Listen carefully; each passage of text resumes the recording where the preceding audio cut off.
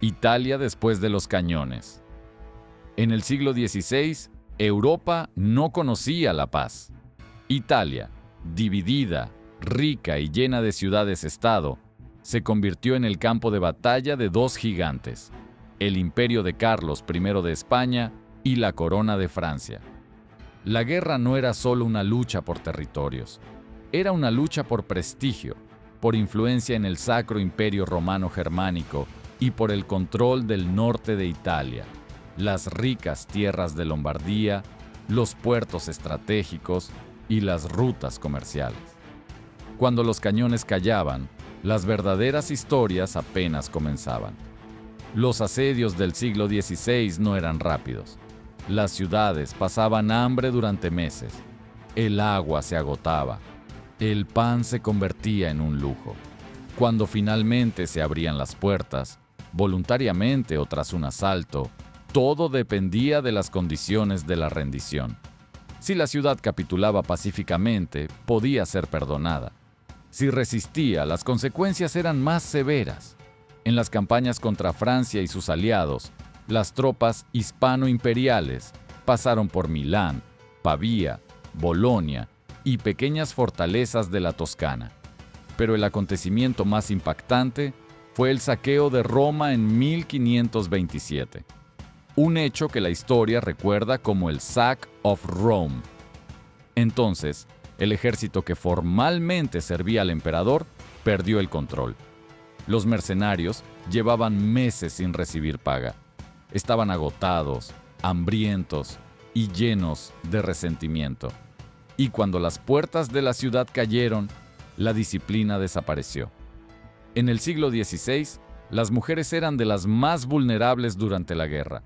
No llevaban armas, no participaban en los consejos, pero sobre sus hombros descansaba la vida de las ciudades, el hogar, los hijos, los oficios y el comercio.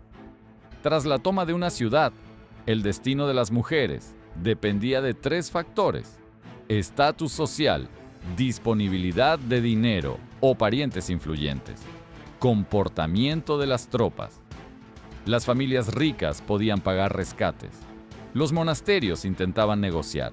Los barrios pobres quedaban sin protección. Es importante entender que la crueldad no siempre era una orden del emperador. A menudo era consecuencia del caos. Cuando las tropas imperiales entraron en la ciudad, comenzó un periodo de saqueos que duró meses. Los palacios se abrían como cofres. Las pinturas se arrancaban de las paredes. La plata se fundía. Las mujeres, especialmente las de la nobleza, se convertían en objeto de rescate. Podían ser retenidas hasta que sus familias pagaran dinero. Era una práctica dura, pero común en aquella época. Las monjas buscaban refugio en clausuras cerradas. Las madres escondían a sus hijas en sótanos. Las familias acomodadas disfrazaban a las mujeres como sirvientas. Las calles quedaron vacías. Las ventanas se cerraban desde dentro. La ciudad vivía en el miedo, pero el caos tenía límites. Cuando el emperador supo la magnitud de la catástrofe, comprendió que el acontecimiento dañaba su reputación. Roma era el corazón del mundo católico. Su destrucción debilitaba simbólicamente su autoridad. ¿Fue una orden? Los historiadores siguen debatiéndolo. No existen pruebas de que Carlos I de España ordenara violencia contra las mujeres, pero sí era responsable del ejército que actuaba en su nombre.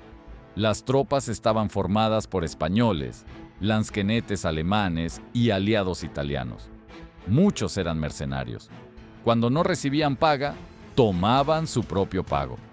Ahí residía la tragedia. La guerra convertía a las personas en instrumentos de supervivencia. Tras la batalla de Pavía en 1525, Francia fue derrotada. La ciudad pasó formalmente al control imperial. Allí la situación fue distinta. Menos caos, más control administrativo. Las mujeres de la aristocracia conservaron sus propiedades, pero perdieron influencia. Nuevas guarniciones establecieron reglas. Los impuestos aumentaron. Los soldados se alojaban en casas particulares. Esto significaba un miedo constante, no un terror abierto, sino una presión lenta y persistente. Crueldad silenciosa. Lo más terrible después de la guerra no siempre es el grito. A veces es el silencio. Las mujeres perdían maridos, hijos y hermanos. Muchas quedaban sin medios de subsistencia. Algunas se veían obligadas a contraer nuevos matrimonios, a menudo con militares o funcionarios de la nueva administración. Era otra forma de sometimiento, sin violencia abierta, pero con una transformación total de la vida. Rumores y miedo. Las ciudades italianas transmitían rápidamente las noticias. Los rumores sobre Roma se extendieron a Florencia, Venecia y Génova. Las madres asustaban a sus hijas con historias sobre soldados. Los monasterios reforzaban sus puertas. Los padres apresuraban matrimonios para proteger el honor familiar. El miedo se convirtió en parte de la vida cotidiana. Para el emperador, la guerra contra Francia era estratégica, pero su reputación dependía del comportamiento de sus tropas. Tras la catástrofe de Roma, la diplomacia trabajó intensamente. La corte papal fue humillada, pero la política exigía compromiso. Las alianzas cambiaron, y aún así, la sombra de aquellos acontecimientos permaneció. En el siglo XVI, el matrimonio era una herramienta de paz. Las hijas de la aristocracia se convertían en puentes entre estados enfrentados. Tras las guerras, las familias italianas buscaban protección mediante alianzas con la administración imperial. Un matrimonio con un representante del nuevo poder podía garantizar seguridad. No era romance, era estrategia. ¿Qué hizo el emperador con las mujeres tras la guerra? No emitió órdenes de represalias masivas. No creó una política sistemática de persecución, pero su guerra creó condiciones en las que las ciudades fueron saqueadas, las mujeres se convirtieron en rehenes de rescates, las familias perdieron estatus, el miedo se volvió normal. La guerra no terminaba con la firma de la paz. Vivía en los hogares, en el silencio y en la memoria. Las crónicas italianas conservan relatos de aquel tiempo. No hablan solo de sangre y oro, hablan de humillación y pérdida de estabilidad. Las mujeres escribían cartas a familiares en Florencia y Venecia. Pedían dinero, protección y nuevos acuerdos. La guerra contra Francia terminó con una victoria diplomática del emperador, pero en las ciudades italianas dejó cicatrices. Italia se convirtió en una lección para Europa. Incluso el gobernante más poderoso no siempre controla lo que sucede tras la caída de las puertas de una ciudad. Después de la victoria, la larga sombra del imperio. Las guerras entre Carlos I de España y Francia terminaban formalmente con tratados, juramentos y sonrisas diplomáticas. Pero para las ciudades italianas, la paz no significaba un regreso al pasado, significaba una nueva realidad. Las guarniciones permanecían, los impuestos se recaudaban, la administración cambiaba, y junto con ello, cambiaba la vida de las mujeres. El cambio más visible fue el número de viudas. Tras las batallas y las epidemias que seguían a los ejércitos, miles de mujeres se quedaron sin maridos. En el siglo XVI, una viuda no siempre tenía independencia económica. La propiedad podía pasar a los parientes del esposo. Las tiendas cerraban. La tierra quedaba bajo la nueva administración. Algunas viudas ingresaban en monasterios. Otras buscaban un nuevo matrimonio, a menudo con militares o funcionarios imperiales. Esto creó una nueva dinámica social. Las mujeres se convirtieron en un vínculo entre vencedores y vencidos. Después del saqueo de Roma en 1527, muchos monasterios femeninos perdieron financiación. Parte de sus tierras fueron confiscadas o gravadas con impuestos. Los conventos ya no eran fortalezas intocables. Para muchas familias, El monasterio era una forma de proteger a sus hijas en tiempos de inestabilidad. Pero cuando ni siquiera los muros sagrados garantizaban seguridad, el miedo se intensificaba. Al mismo tiempo, el poder imperial buscaba restablecer el orden. La Iglesia seguía siendo un aliado importante. Por ello, la disciplina regresó gradualmente. Las guarniciones recibieron órdenes claras. Las infracciones eran castigadas. La reputación del emperador era demasiado valiosa como para permitir nuevamente el caos. Después de la guerra, el control no siempre era violencia abierta. A menudo era reglamentación, restricciones de movimiento después del anochecer, censos de población, inspecciones fiscales, patrullas militares en las plazas. Para las mujeres, esto significaba vivir bajo vigilancia. Ir al mercado o al pozo se convertía en un acto de cautela. Las conversaciones en la calle se volvían más silenciosas. No todos los soldados eran crueles. Muchos simplemente cumplían con su deber. Pero su sola presencia cambiaba la atmósfera de la ciudad. En la Italia de la posguerra, el matrimonio se convirtió cada vez más en una herramienta política. Las familias buscaban estabilidad. Una alianza con alguien vinculado a la administración imperial podía garantizar protección. Las mujeres se encontraban en el centro de estas decisiones. No firmaban tratados, pero sus matrimonios formaban parte de la nueva arquitectura del poder. Así nació una nueva élite, mixta, hispano-italiana.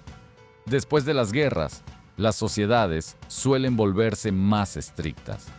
Las ciudades italianas no fueron una excepción. Se difundían sermones sobre el castigo por los pecados. Se llamaba a las mujeres a la modestia, la obediencia y el silencio. El poder y la Iglesia buscaban restablecer el orden moral. La paradoja era que las mujeres se convirtieron en símbolo del honor de la ciudad, aunque eran quienes menos habían influido en las decisiones de guerra. El recuerdo de 1527 Roma tardó mucho en recuperarse tras el Sack of Rome. Los cronistas escribían sobre humillación, saqueos y miedo, pero con el tiempo surgió otro enfoque: la reconstrucción. La ciudad recuperó gradualmente su esplendor. El poder papal se fortaleció. El emperador buscó la reconciliación con la jerarquía eclesiástica. La política exigía estabilidad. Sin embargo, en la memoria de las mujeres quedaron historias, transmitidas a sus hijas, en susurros, en relatos familiares. ¿Fue responsable el emperador? Jurídicamente, no ordenó el caos. Políticamente, obtuvo la victoria. Moralmente, la cuestión es más compleja. El ejército actuaba en su nombre. Su guerra creó condiciones en las que la disciplina se desmoronó. Y aunque más tarde intentó restaurar el orden, las consecuencias ya formaban parte de la historia. El poder en el siglo XVI no siempre equivalía a control absoluto. Un monarca podía gobernar un imperio donde nunca se pone el sol, pero no siempre podía detener a un soldado en el momento del saqueo. Con el paso de las décadas, las ciudades italianas se adaptaron. La influencia imperial se volvió normal. El comercio se recuperó. Las nuevas generaciones ya no recordaban los detalles de la guerra. Pero la estructura social cambió. Mayor presencia militar, control administrativo más fuerte, normas morales más estrictas, mayor dependencia de las mujeres respecto a la estrategia familiar. La guerra no destruyó Italia, la transformó. ¿Qué quedó detrás de los bastidores de la historia? No solo saqueos, no solo rescates, sino miles de historias personales, de miedo, pérdida y compromisos forzados. Las mujeres no fueron solo víctimas. Sobrevivieron, negociaron, construyeron una nueva vida entre las ruinas del antiguo orden. Y en ello reside la verdad principal de aquella época. Las guerras entre Carlos I de España y Francia no estaban dirigidas contra las mujeres, pero ellas se convirtieron en una de las principales portadoras de sus consecuencias. El emperador no creó una política sistemática de persecución, pero sus victorias abrieron las puertas a un caos difícil de contener. Las ciudades italianas sobrevivieron, pero la memoria de aquellos años permaneció, como recordatorio de que la guerra siempre tiene otra cara, la que no aparece en los cuadros de batallas. La historia no se compone solo de fechas y tratados, se compone de quienes vivieron entre esas fechas. A la sombra del imperio, bajo las banderas de los vencedores, en las casas silenciosas de Milán, Roma y Bolonia, las mujeres vivieron la guerra a su manera. Y son precisamente sus historias invisibles las que hacen que esta época esté verdaderamente viva.